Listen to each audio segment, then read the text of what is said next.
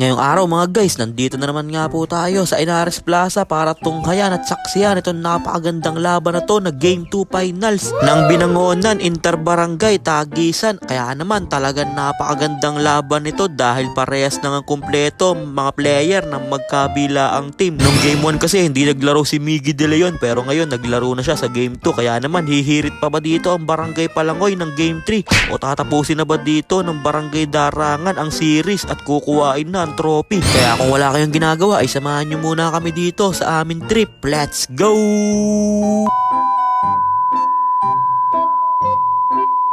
So ayun po nandito na nga tayo sa Inares Plaza at nagpakitang gilas nga kagad sa atin dito si JB Discutido ng isang 3 joints. Kaya naman napatawag kagad ng timeout dito ang Palangoy. Kaya nagpakitang gilas na nga din dyan ang Ginoo ng Darangan na si Kurt Ramos para sa easy 2 joints. Pero nakabawi naman kagad dyan ang Barangay Palangoy. Kaya naman nagpapalitan nga lang sila ng score dito. At dito na nga nagtatapos ang ating first quarter dahil na late nga tayo ng punta dito sa Inares Plaza. Buti na lang nandito si Telman Andre. Ayan pinapasok nga tayo dito ni Telman Andre sa may taas ng stage kaya medyo maganda yung pwesto natin ngayon. Pahinga muna si Ninin sa pagiging Spider-Man. Dito muna ako, parang kagawad lang muna ang style ko dito. Sabay nagpakawala na naman si JB Discutido ng isang 3 joints. Talagang grabe naman yung kamay netong bata na to. Pero hindi talaga pumapahag dito ang Palangoy na hindi sila makakabawi. Ayan grabe naman yun, talagang niyoyo pa sa ere. Tumatakbo na naman dito ang Darangan na kay Discutido lumipad. Grabing kaliwa naman yun, hindi lang pumasok. Kaya sabi dyan ni Kuya biglang awa, ganun daw yung layup na yun. Ayun, pinapakita niya kung paano daw yung tama pag layup ng kaliwa. Kaya pag gusto mong gumaling na kumaliwa, magpaturo ka lang kay Kuya biglang awa. At grabing pasa naman nun ni Rich Robin Padilla kay Idol para sa easy 2 points. At hinagis na nga dito ng Palangoy ang bola na kay Vanessa Basio. Nagmamadali, ang gandang pasa naman nun sa kakampi niya para sa easy 2 joints.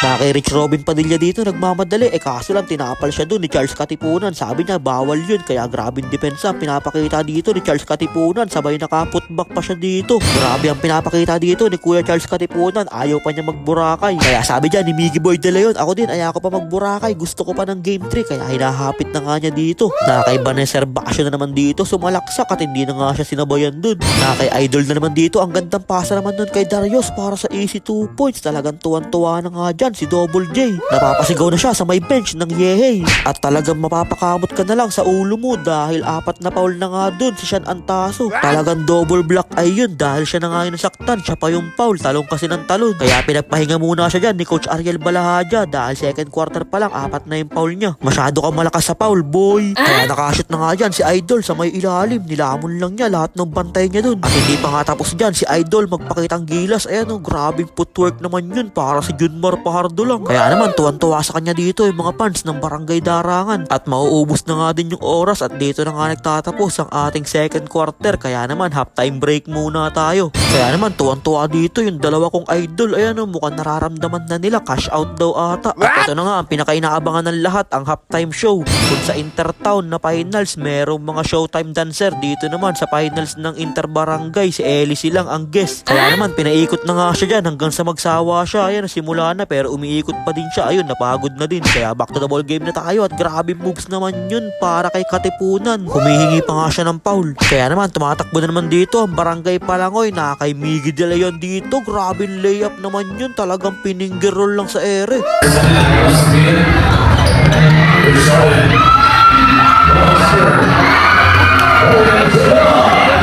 Ginamit na nga dito ang pandepensa kay Miggy Boy De Leon. Kaso lang nakatulan kagad siya ng foul dun. Pero sabi dyan ni Miggy Boy De Leon, kahit sinong ibantay niyo sa akin, kaya kong lusutan yan. Kaya easy 2 joints na naman sa kanya yun. Dire-diret ka sa basket. Kaso lang yung pinasok na pandepensa sa kanya, meron din palang tinatagong talent. Ayan pinasahan na ni Rich Robin Padilla si Idol sa gilid. Biglang tinira sa 3 joints. Ilista mo na. At hindi pa nga tapos dyan ang magic bunot ng Barangay Darangan. Nakarekso na power rebound pa siya dito. Talagang gumagawa siya ng ingay sa Inares Plaza. Kaso lang nakabawi agad dito si Vanessa Basio. Dire-diretso din sa basket para sa easy 2 joints. At nakisali na nga dyan sa iskoran si JB Discutido. Biglang tumira sa malayong 3 points. Ilista mo na yun. Kaya sabi dyan ni Coach, depensa muna, depensa. Kaso lang bigla napasa dito ni Idol sa kalaban. Kaya nasa Palangoy ang bola dito. Dire-diretso si Idol para sa easy 2 points. Hindi na nga siya sinabayan dun. Nasa Darangan dito ang bola. Nakuha na ni Rich Robin Padilla. Rich Robin Padilla dito nagmamadali. Biglang dumire-diretso sa basket. basket. Talagang binitbitan lang yung bantay niya dun. Kaya nananakbo na nga dito yung dalawang gwapo. Ayan o, grabing pasahan naman nun para sa dalawang gwapo. Gwapo connection ang tawag dun. At tinapos nga yun ni Kurt Au Ramos para sa easy 2 joints. Ilista mo na yun. Tumatakbo na dito ang Barangay Palangoy na kay Idol dito. Dire-diretso sa basket. Hindi na nga siya sinabayan dun. At talagang napakaganda ng laban dahil palitan nga lang ng score. All 64 nga yung score natin dito. At nakisali na nga dyan si Sean Antaso. Biglang lumay up. Sean Antaso na naman dito. Biglang tumira sa 3 points. Mintis nga lang siya dun pero siya pa din nakakuha. Sabay tumira ng nakahiga. Talagang pwede pa maglulo habang nasa ere. Ilista mo na. Sabay pinasa na ang bola dito kay Rich Robin. Akala siguro ni Antaso 6-footer. Si Rich Robin Padilla bantaas ng pasa niya. At nilabas na nga dito ni Telman yung mga trophy na gawa sa ipil-ipil. Kaya naman ginanahan na yung mga manlalaro.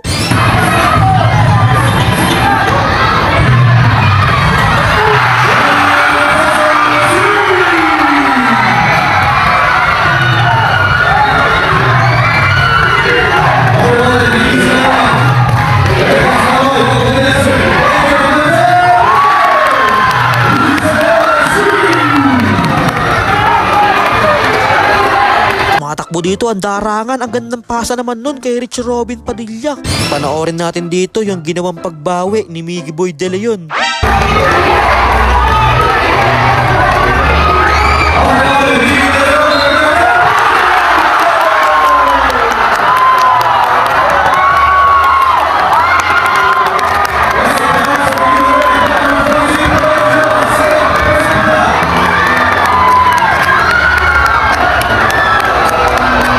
Babawi ba si Rich Robin Padilla? Kaso lang kapos yung tira niya. Kaya nasa Palangoy na dito ang bola. Sabi nila wait lang, kalma lang, kalma lang. Biglang hinagis yung bola. Ayun o, diretso sa may Jollibee. Kaya naman nag-turnover sila dun. Error.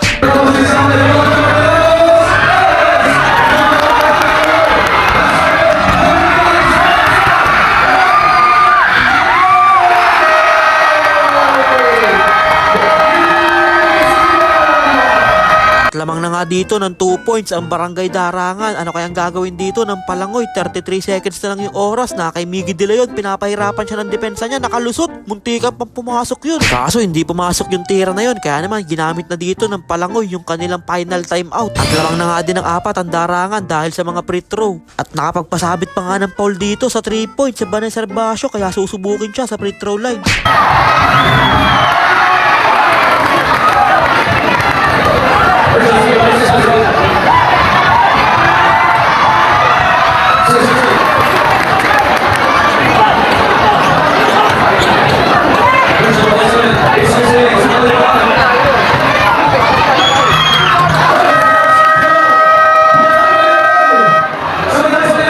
Seconds na nga lang yung oras, lamang pa nga ng 1 point ang Darangan. Kaya napilitan na nga pumaul dito ang Palangoy. Kaya unang pagbubuslo ni Idol, tumilaok yung mga manok. Kaya panoodin natin yung pangalawang pagbubuslo ni Idol.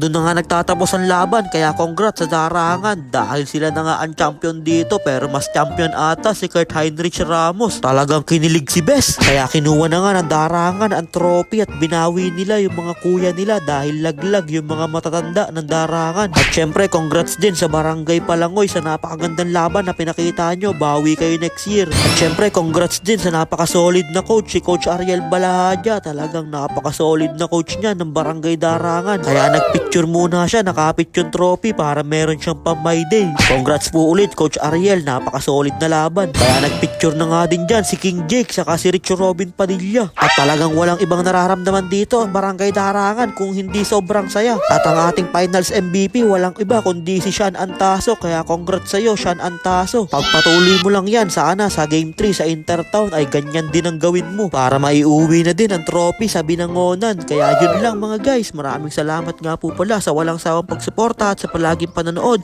I-follow nyo na si Ninin Vlogs para sa mga susunod pang vlogs. Mag-ingat po kayo palagi. Bye bye! Yo!